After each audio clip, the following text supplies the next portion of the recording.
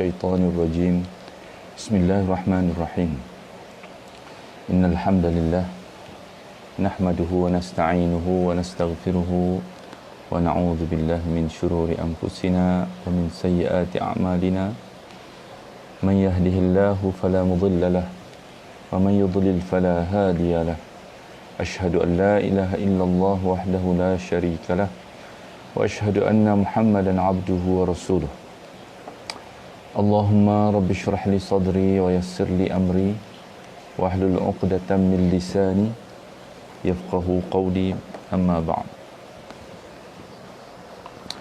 Alhamdulillah, thumma alhamdulillah, pada pagi ini kita telah alhamdulillah diizinkan oleh Allah Subhanahu Wa Taala untuk meneruskan perbincangan kita dari surah An-Nazi'at yang menarik ini. Bahagian daripada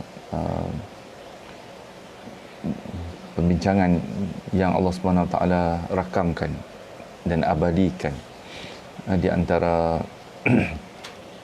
peristiwa-peristiwa sepintas lalu dalam surah An-Nazi'at ini, yang disebut secara ringkas tentang hubungan ataupun encounter atau pertembungan di antara Nabi Musa dan Fir'aun alaihissalam.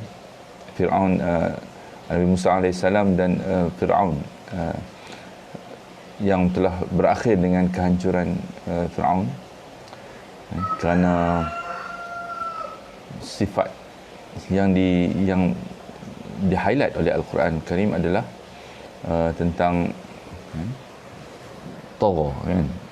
Tagha Nabi, kerana Fir'aun telah melampaui batas, kan? Maka pergilah kepada dia dan ajaklah Fir'aun, kan? Supaya dia takut kepada Allah Subhanahu Wa Taala, kan? Dan supaya dia membersihkan, mensucikan diri dia, kan? Daripada kekotoran, kan? Kekotoran melampaui batas dan sebagainya, kan? Jadi sebenarnya di dalam surah An-Nazi'at ini, perbincangan ini dilakukan sepintas lalu kerana yang nak di-highlight adalah sudut pengutusan Musa kepada Fir'aun itu sebagai utusan Allah Subhanahu Wa Taala, supaya kita bandingkan dengan pengajarannya dengan pengutusan Muhammad SAW kepada kaum dia, kan? Jadi Allah Subhanahu Wa Taala, dalam, kalau kita nak baca lebih panjang kisah Musa ni, hampir puluhan ayat yang kita boleh tengok, dan kita boleh rujuk dalam surah Taha, kan? Surah Taha dibincangkan dengan panjang lebar, kan, tentang perbincangan di antara Musa dan Fir'aun ni, kan?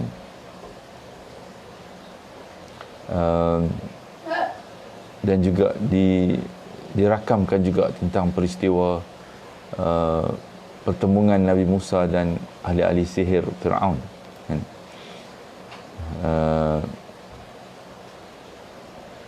Jadi satu perkara yang mungkin menarik untuk kita lihat adalah ketika mana Allah Subhanahu Wa Taala telah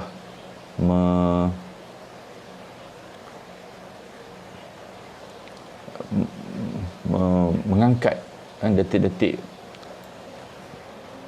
pelantikan Musa alaihissalam sebagai Rasul Allah Subhanahu Wa Taala, dimulakan, kan, dengan ingatan, kan, Allah Subhanahu Wa Taala supaya Musa menyampaikan, kan, kandungan. Ada dua perkara penting yang disebut oleh Allah Subhanahu Wa Taala Kalau kita tengok dalam surah Taha, Allah Subhanahu Wa Taala kan, ketika mana Allah Subhanahu Wa Taala melantik Musa alaihissalam ni, dalam dirakamkan oleh Allah Subhanahu Wa Taala dalam surah Taha ni, a'udzubillahi minasyaitonir rajim, inni ana rabbuka faqla'na 'alaik innaka bilwadil muqaddasi tuwa. Di mana yang kita baca dalam surah Nazi'at kan, sesungguhnya aku ni adalah Tuhan kamu, maka tanggalkanlah kedua kasutmu kan, sesungguhnya kamu berada di lembah yang suci, lembah Tuwa. Wa ana akhtartuka fastami' lima yuha. Aku telah memilih kamu, memilih sebagai rasul kan, kerana ada mission yang Allah Subhanahu Wa Taala hendak supaya Musa penuhi kan, iaitu kan, Allah kata maka dengarkanlah, fastami' lima yuha, maka dengarkanlah apa yang akan diwahyukan kepada kamu kan. Innani anallah la ilaha illa ana fa'budni wa aqimus salah lidzikri kan. Jadi ini adalah isi-isi besar kan, yang akan menjadi kandungan penting kepada dakwah ni di sepanjang zaman kan. Dan ini adalah juga isi besar yang disampaikan kepada Rasulullah SAW supaya disampaikan kepada manusia kan, khususnya kaumnya kan. Maknanya tagha kan, ataupun pelanggaran batas kan. Sebab Allah SWT kata Fir'aun ni innahu tagha, dia telah melampaui batasnya kan, adalah melampaui batas yang Allah SWT jelaskan kepada Musa ni kan. Innani anallah la ilaha illa ana fa'budni wa aqimis salati lidzikri kan. Sesungguhnya aku ni adalah Allah, tidak ada Tuhan yang berhak disembah selain aku, maka sembahlah aku dan dirikanlah solat untuk mengingati aku. Ini adalah poin pertama yang besar yang diucapkan kan, dibekalkan oleh Allah SWT kepada mereka yang membawa risalah Allah SWT dalam mission kehidupan ini kan. Kemudian Allah SWT sebut kan, inna sa'ata atiyatu akadu ukhfiha litujza kullu nafsin bima tas'a. Dan selepas mengingatkan tentang Allah Subhanahu Wa Taala sebagai Tuhan satu-satunya, la ilaha illa ana, tidak ada ilah yang berhak disembah selain aku kan. Inilah juga ucapan dalam syahadah kan, yang kalimah tayyibah, kalimah tauhid yang disuruh kita juga mengucapkannya kan. Dan ini jugalah yang disuruh supaya sesiapa yang mewakili dalam kumpulan muslim ni menjelaskan kepada manusia kan. Dan bila mana berlakunya penyelewengan dan pelampauan batas daripada sempadan ini, maka Allah Subhanahu Wa Taala menyuruh supaya kan, wakil ataupun yang rasul yang dilantik oleh Allah Subhanahu Wa Taala ni, yang kemudiannya tugas ini diwarisi oleh mereka-mereka yang datang yang mengikuti rasul ni kan. Betul disebutkan al ulama warasatul anbiya kan, ataupun tugas untuk mengajak membetulkan kan, mereka keadaan yang melampaui batas ini, tagha ini juga akan terpikul kan di bahu kan, umat rasul kan. Betul dalam surah Ali Imran kan, Allah Subhanahu Wa Taala wal takum minkum ummatun yad'una ilal khair wa ya'muruna bil ma'ruf wa yanhauna 'anil munkar kan. Hendaklah ada di kalangan kamu satu kumpulan ummatun yad'una ilal khair, yang mengajak kepada khair, wa ya'muruna bil ma'ruf kan, mengajak kepada kebaikan wa yanhauna 'anil munkar, dan mencegah daripada kemungkaran. Dan inilah yang paling besar yang menentukan sempadan batasan kan. Pertama poin yang besar sekali Allah SWT menyebut tentang tauhid kepada dia kan. Yang kedua, inna sa'ata atiyatun akadu ukhfiha litujza kullu nafsin bima tas'a. Sesungguhnya hari kiamat itu akan datang. Akadu ukhfiha, maka aku merahsiakannya waktunya. Litujza kullu nafsin bima tas'a. Sebab setiap daripada diri itu akan dibalas dengan apa yang dia usahakan. Jadi hari kiamat itu, tarikhnya ataupun tempohnya, masanya, itu bukanlah urusan manusia, itu urusan Allah Subhanahu Wa Taala. Urusan manusia dalam hal ini adalah supaya tiap-tiap diri itu dibalas dengan apa yang ia usahakan. Ialah mengusahakan supaya dia mendapat balasan yang terbaik daripada Allah Subhanahu Wa Taala. Sebab ini adalah kesilapan yang ataupun perkara yang menjadi masalah kepada pemuka-pemuka Quraisy ni, kerana mereka bertanya, bila nak jadi kiamat ni? Kan tidak datang lagi. Hari kehancuran ni tak datang pun. Bila masanya? Kalau engkau benar-benar Rasul, Nabi, engkau kena tahulah kan, bila nak beritahu kepada kami bila akan datangnya kiamat ni. Tapi Allah Subhanahu Taala sebenarnya menjelaskan berkali-kali kan. Ini adalah ingatan awal yang dijelaskan kepada Musa kan, dua perkara besar ni kan. Iaitu inna sa'ata atiyatun akadu ukhfiha litujza kullu nafsin bima tas'a, tentang hari pembalasan ni, hari kiamat, hari kehancuran, dan diikuti dengan hari pembalasan dengan perbicaraan di hadapan Allah Subhanahu Wa Taala. Jadi ini adalah dua isi besar yang juga dibawa oleh Al-Quranul Karim kan.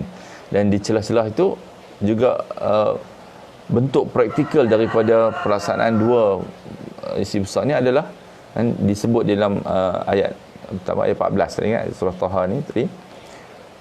Pertama, inni anallah kan, la ilaha illa ana kan, aku adalah Tuhan, tidak selain daripada aku kan. Wa aqimus solah, dirikanlah solat untuk mengingati aku, lidzikri kan. Jadi itu adalah bentuk praktikal yang berkait dengan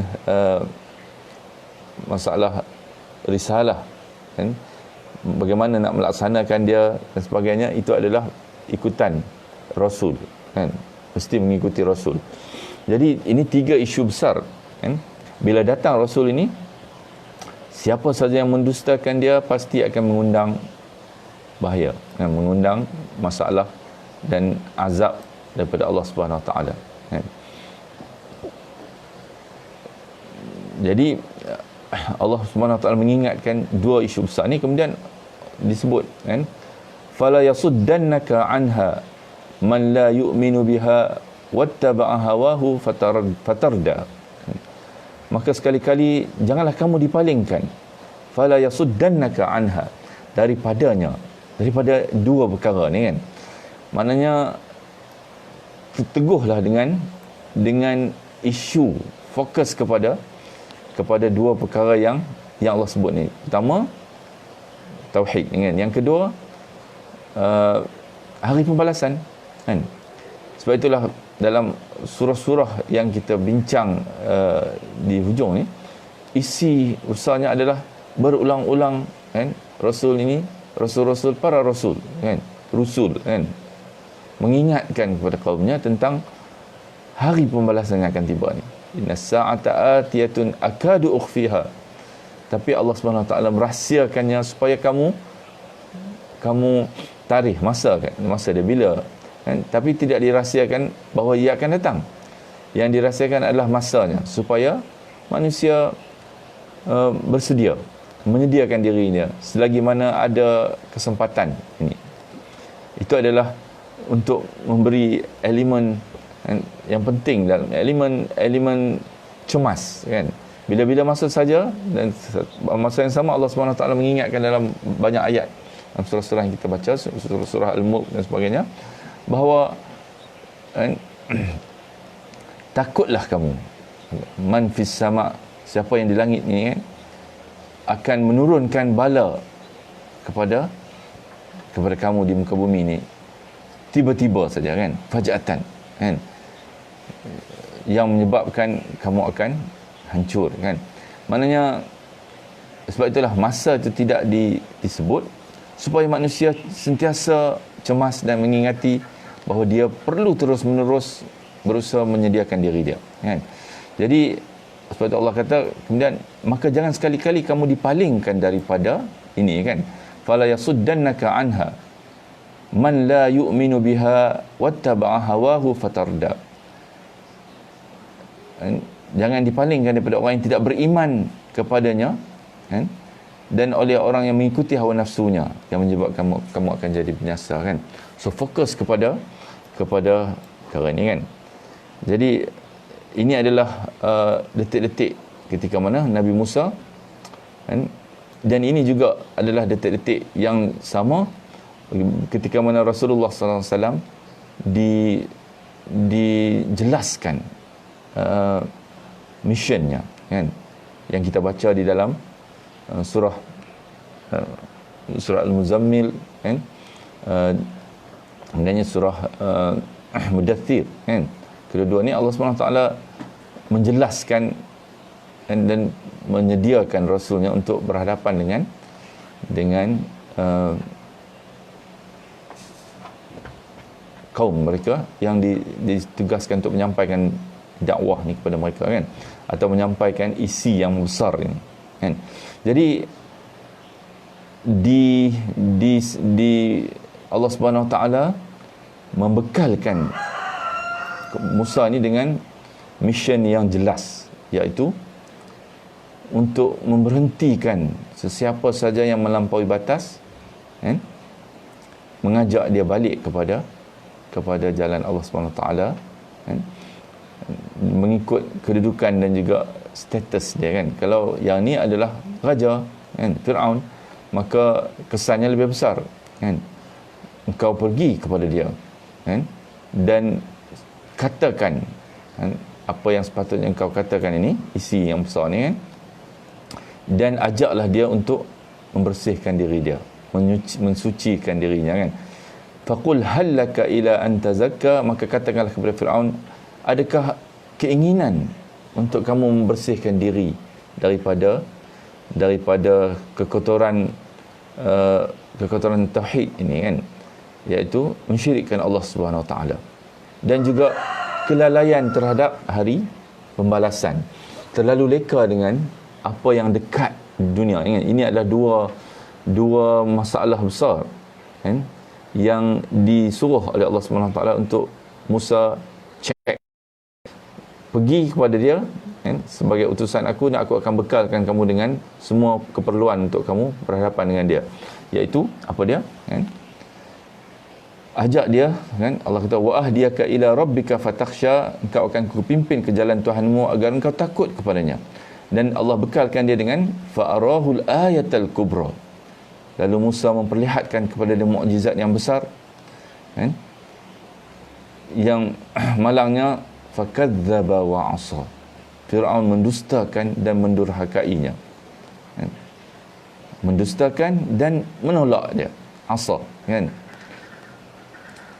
Thumma adbara yas'a, kemudian dia berpaling, kan, dan berusaha untuk menentang Musa, kan. Jadi ini juga yang telah berlaku kepada Rasulullah SAW ketika mana para pemuka Quraisy ni diajak untuk mereka, kan, kembali kepada Allah Subhanahu Wa Taala dengan kebenaran, kan. Sebab mereka mengatakan diri mereka, kan, memang mereka percaya dan juga beriman kepada Allah Subhanahu Wa Taala, kan. Sebab itulah kita tengok ketika mana mereka nak membangunkan kembali Kaabah ni, mereka masih lagi berkira-kira beria untuk memastikan wang yang ataupun keperluan untuk membangunkan balik Kaabah ketika mana runtuhnya Kaabah, kan, sekitar umur ketika mana Rasulullah SAW berumur dalam 35 tahun umur dia, kan. Maka Kaabah ni, untuk mereka nak bangunkan balik Kaabah ni, mereka telah mencari-cari harta yang bersih, harta yang halal, yang tidak datang daripada hasil perjudian, kan, dan segala hasil-hasil yang tidak bersih ni, kan? Kerana mereka mengaku bahawa mereka beriman kepada Allah SWT juga, kan? Tapi isu yang Allah SWT suruh dibersihkan ini adalah membersihkan, kan? Di samping beriman kepada Allah tu juga percaya kepada yang lain daripada Allah SWT. Ini adalah isu besar dia, kan? Tauhid, isu tauhid, kan? Bukan mengajak mereka untuk beriman kepada Allah, tapi membersihkan mereka daripada semua bentuk sembahan. Tauhid dalam uluhiyah, kan? Sembahan dan juga pergantungan jiwa, harapan daripada selain daripada Allah SWT. Sebab itu manusia ni Allah SWT amat luas, kan? Amat besar, kan? Takungan rahmatnya, kan? Tidak ada batasan, infinite, kan? Sesiapa saja yang tidak pernah tertutup, kan, kepada mana-mana saja hamba-Nya untuk datang terus kepada Allah SWT dan minta kepada Allah SWT. Iyyaka na'budu wa iyyaka nasta'in, kan? Beribadat kepada dia, terus minta kepada dia. Bila saja manusia berpaling daripada ni ataupun merosakkan asas, perkara asas ni, kan, maka ketika itulah akan datang peringatan Rasul dan juga peringatan daripada Allah SWT yang akan disampaikan oleh pemberi peringatan, kan? Dalam surah Yasin, kan, Allah SWT sebut, kan, tidakkah datang kepada kamu pemberi peringatan, kan? Semua ni akan menjawab, kan, sebelum surah yang sebelum ni juga, kan, qalu bala qad ja'ana nadhirum fakadzabna, surah Al-Mulk, kan, fakadzabna, kami dustakan dia, kan. Maksudnya pemberi peringatan ni akan tetap datang, kan. Jadi itulah keadaan yang Musa dihantar kepada Firaun. Tapi ada sampai satu tahap ketika mana telah sampai lebih daripada batasnya, bordernya, maka datanglah Rasul. Pada ketika itu datang Rasul. Sekarang ni tidak ada Rasul lagi. Akan datang pemberi peringatan daripada Allah SWT yang berterusan mengingatkan, kan. Kemudian Firaun berpaling menentang Musa, dan ini juga yang dibuat oleh pemuka-pemuka Quraisy. Mereka merancang kaid, kan, mereka merancang strategi, kan, secara khusus macam mana untuk menentang Rasulullah dan menghancurkan mission Rasulullah SAW ni, kan. Perkara yang penting yang mereka nak hancurkan adalah mission Rasulullah ni, bukan diri Rasulullah tu, kan. Tapi apabila semuanya gagal, maka dia berpaling kepada untuk menghancurkan peribadi. Itu adalah sunnah yang akan berlaku sepanjang zaman, kan. Cuma sebab Allah SWT menjelaskan, jangan sekali-kali kamu dipalingkan daripada mission kamu ni, kan. Tetaplah mengajak perkara yang teguh, yang tetap ini, iaitu tauhid, isu besar dia, kan, tauhid, dan supaya mereka tumpukan perhatian kepada hari pembalasan, hari yang akan datang, hari kehancuran ni, kan. Tumpukan kepada itu, jangan sampai mereka dipalingkan daripada itu. Dan kamu juga teguhlah mengingati mereka dengan isi kandungan ini, kan. Jangan sampai kamu juga dipalingkan daripada itu, walaupun mereka akan menentang kamu. Inilah yang berlaku. Musa ni, dia berpaling secara berusaha menentang Musa dengan berbagai taktik dan strategi teknik, kan. Kalau kaum Quraisy, mereka buat berbagai cara, bincang di Darun Nadwah ni, kan, macam mana kita nak buat, kan. Hantar wakil jumpa dengan Muhammad, bagi tawaran kepada dia, kan, tahap demi tahap. Mula-mula dengan menyeksa, kan, menyeksa orang Islam ni, kan, seksaan yang dahsyat, kan. Kemudian pulau Bani Hashim, kan, selama setahun, kan, 3 tahun, kan, mereka dipulaukan daripada makanan sehingga keadaan menjadi teruk, kan. Ada yang telah kebuluran dan sebagainya, kan. Kemudian tak juga berubah, kan, tetap juga Rasul dengan ajakan dia, kan. Datang pula taktik yang lain, hantar pula untuk, kan, offer kepada Rasulullah SAW. Dan kalau apa yang kamu nak, kalau kamu nak kuasa, kami bagi kepada kamu kalau kamu tidak wanita, kami akan bagi yang tercantik di kalangan Arab ni, kan? Kalau kamu tidak harta, kami akan kumpulkan harta, kan, dan bagi kepada kamu. Kalau kamu nak jadi raja, kami akan jadikan kamu raja Arab ni, kan. Tapi dengan syarat tinggalkan mission kamu ni, kan? Ini adalah perkara yang akan di offer kepada, kan? Itulah juga yang kalau kita dengar kisah Said Qutb, kan, di Mesir dulu, kan, yang telah dihukum gantung, kan. Tapi sebelum dihukum gantung, dia telah ditawarkan jadi menteri pendidikan di Mesir, kan, menteri pelajaran, kan. Tapi dia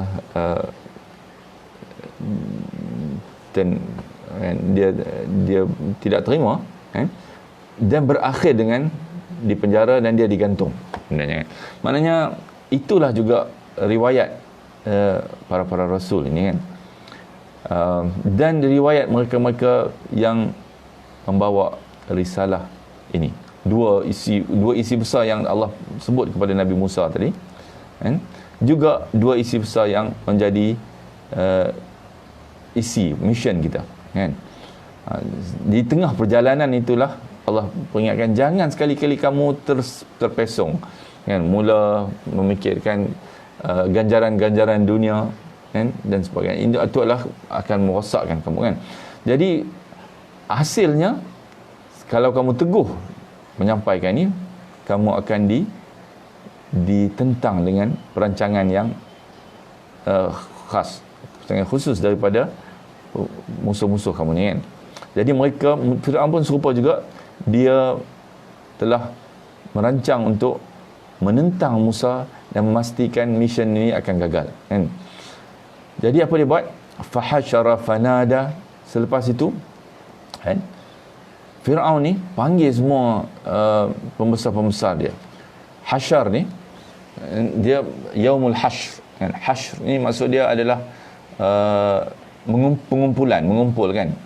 Padang mahsyar itu adalah tempat, kan, isi makan, kan, tempat di mana manusia akan dikumpulkan.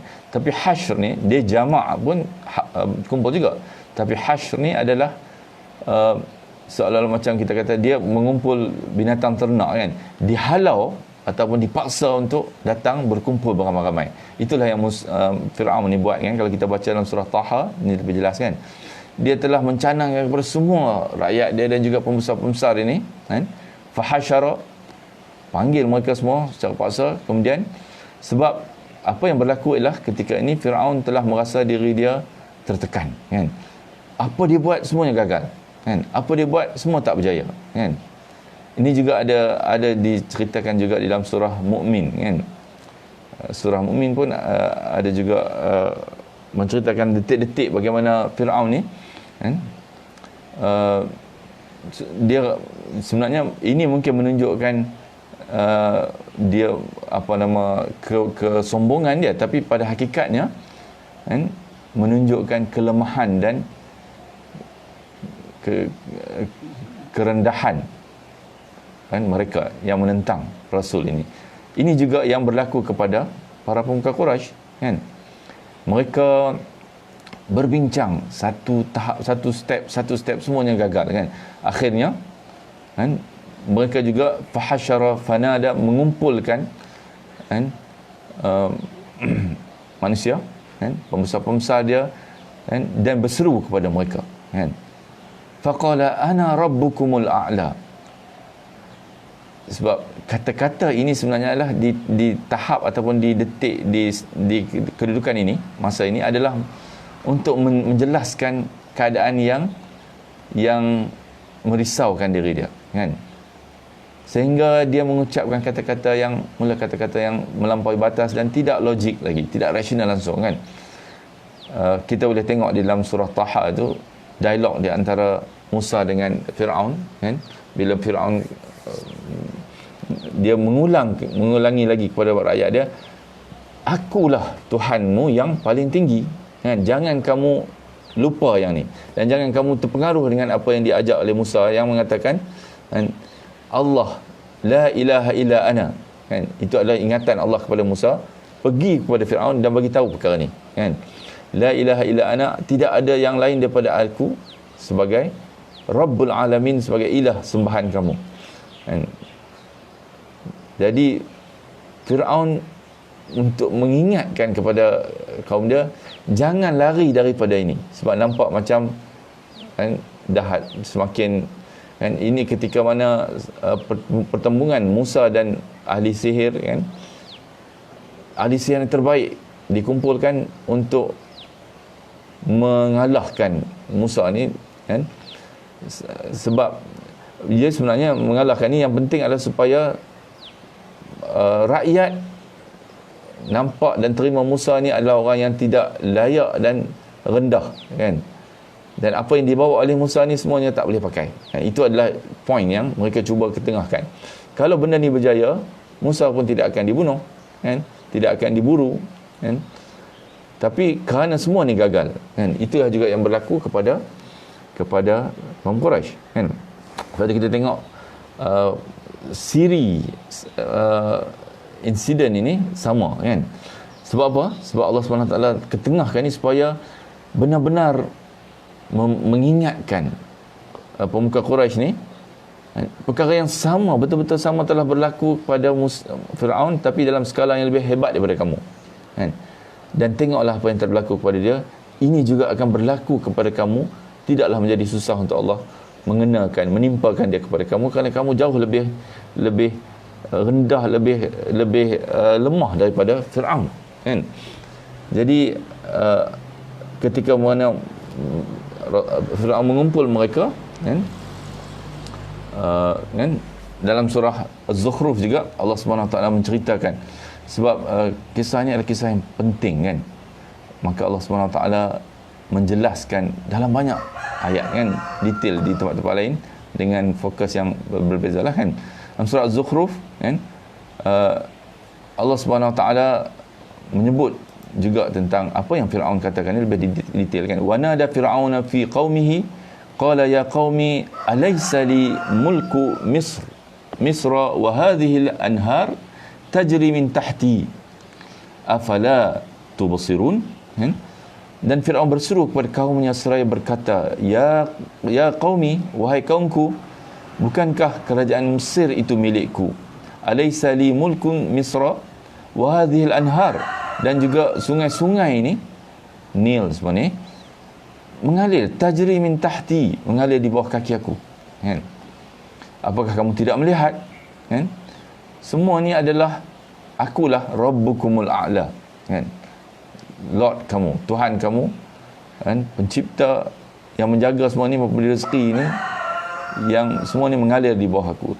Ketika itu, kan, memang Firaun ni mengangkat diri dia, memportraykan diri dia sebagai Tuhan, kan. Sebab kalau kita tengok dalam dokumentari mereka ni buat semua upacara-upacara yang untuk mempercayakan rakyat ni bahawa mereka adalah Rabb, Tuhan, kan. Bukankah aku lebih baik daripada Musa, kan? Ini adalah isunya yang cuba diketengahkan. Am ana khairan min hadha alladhi huwa mahin wala yakadu yubin, kan. Adakah bukankah aku ni lebih baik daripada Musa yang hina ini, yang hampir tidak dapat menjelaskan perkataan dia, sebab Musa ni dia gagap, kan.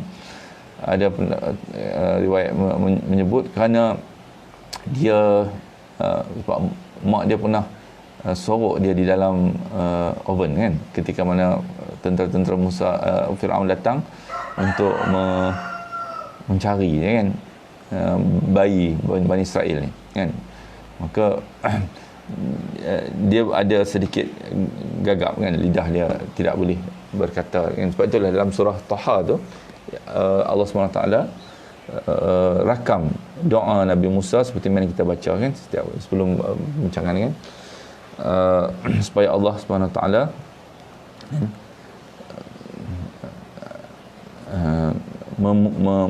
menjelaskan ucapan, kan. Ini adalah doa yang kita baca, kan. Okey, Musa dikatakan oleh Firaun dia ni hina, kan. Cakap pun tak apa jelas, yang hampir tidak dapat menjelaskan perkataannya, kan. maka mengapa dia Musa tidak dipakai gelang dari emas, atau malaikat datang bersama-sama dia untuk mengiringkannya? Falaula ulqi alaihi aswiratun min dhahabi aw jaa ma'ahu al-malaikah muqtarinin. Cuba kalau kita perhatikan dekat-dekat, ini juga adalah ucapan-ucapan yang disebut oleh pemuka-pemuka Quraisy ni kan kepada Rasulullah kan. Tidakkah datang, kenapa Allah SWT tak datang bersama dia malaikat kan, atau menghantar malaikat kan? Ini Firaun yang Firaun sebut kan, kenapakah tidak didatangkan malaikat ataupun dipakaikan dia segala kebesaran-kebesaran ni, kalau dia datang daripada Allah kan, Tuhan. Aku ada semua ni, dia tak ada kan. Maka Firaun dengan perkataan itu telah mempengaruhi kaum dia kan. Fastakhaffa qaumahu fa'ata'u innahum kanu qauman fasiqin. Sebab apa kaum dia terpengaruh kan, sehingga mereka patuh kepada dia. Sehingga mereka adalah kaum yang fasik. Sebab rakyat kaum ni telah rosak dulu kan, maka mereka patuh ikut Nabi, ikut Firaun kan, membabi buta kerana takut kepada dia bersama kan. Falamma asafuna kan, intaqamna minhum kan, fa aghraqnahum ajma'in kan. Maka ketika mereka membuat kami murka kan, Allah SWT murka kan, asafuna intaqamna, maka kami hukum mereka, intaqamna minhum fa aghraqna ajma'in, kami telah tenggelamkan mereka semuanya di laut kan. Itu adalah lengkap cerita ni di dalam ayat ni kan, akan berakhirnya begitu kepada Firaun. Jadi Firaun kan, dalam keadaan yang amat tertekan tu, mengingatkan lagi kaum dia kan, ingat aku adalah Rabbukumal A'la kan, aku adalah Rabb kamu yang tinggi kan. Maka apa yang jadi ialah fa akhadahu Allahu nakalal akhirati wal ula, maka Allah menghukumnya dengan azab yang kan, di akhirat kan, dan juga di dunia, siksaan di dunia, dua-dua dia dapat kan. Sebab ada yang ditangguh oleh Allah SWT, sehinggalah hari penghujung hayat dia akan berjumpa juga dengan siksaan ini kan. Tapi yang Firaun ni dan juga beberapa pemuka Quraisy yang kita baca tahu riwayatnya, mereka juga telah berakhir dengan siksaan di dunia ni. Ada yang dibunuh, mati dengan hina dalam perang Badar, betul kan. Sebab yang mati di perang Badar ni, mengikut riwayatnya, mereka dibaling dalam perigi kan, begitu saja, tanam itu saja, tidak diberi penghormatan kan. Inna fi dzalika la'ibratan liman yakhsha, sesungguhnya pada yang demikian itu terdapat pelajaran bagi orang-orang yang takut kepada Allah Subhanahu taala. Ini adalah ingatan kepada pemuka-pemuka Quraisy ni kan, supaya kan, mereka dengar betul-betul kan apakah yang telah berlaku kepada Firaun ni. Ini adalah sebiji apa yang telah sedang engkau lakukan kepada Muhammad sallallahu alaihi wasallam sebagai utusan daripada Tuhan yang dihantar kepada kamu kan, dan kamu pasti akan berakhir dengan fa akhadhahu Allahu nakalal akhirah wal ula kan, menghukumnya dengan azab di akhirat dan siksaan di dunia yang akan menimpa kamu nanti kan. Jadi orang-orang yang ibrah ni kepada orang yang takut kepada Tuhan kan. Tapi nakalan kan, azab ataupun ancaman azab sebagai tegahan ini kan, hukuman sebagai pengajaran ini kepada mereka yang ingkar kepada Allah Subhanahu taala kan. Tapi ini juga Allah kata inna fi dzalika la'ibratan, orang yang takut kepada Allah pastilah dia akan mendapat ibrah daripada ini. Sebab itulah manusia ni dia kena diajak dulu supaya takut kepada Tuhan kan. Itulah yang Allah suruh Musa kan offer kepada Firaun kan, supaya Firaun akan kembali kan kepada kewarasan dia kan, bahawa dia bukan Rabbul A'la ni kan, Rabbukumul A'la, Tuhan kamu yang tinggi ni kan. Jadi insya-Allah kita berhenti dekat situ dulu, di hujung kisah dengan Firaun ni. Kita akan sambung lagi insya-Allah pada malam ni, ayat-ayat seterusnya kan, blok 27 hingga 33 kan. Kan, dan ke mana-mana insya-Allah malam ni kita akan cuba mungkin besok lah pasalnya kita boleh habiskan kan surah An-Nazi'at, panjang sikit kan. Jadi insya-Allah kita tutup dengan wabillahi taufiq wa hidayah. Assalamualaikum warahmatullahi wabarakatuh. Subhanakallahumma wa bihamdika asyhadu an la ilaha illa anta astaghfiruka wa atubu ilaik. Subhanakallahumma wa bihamdika asyhadu an la ilaha illa anta astaghfiruka wa atubu ilaik.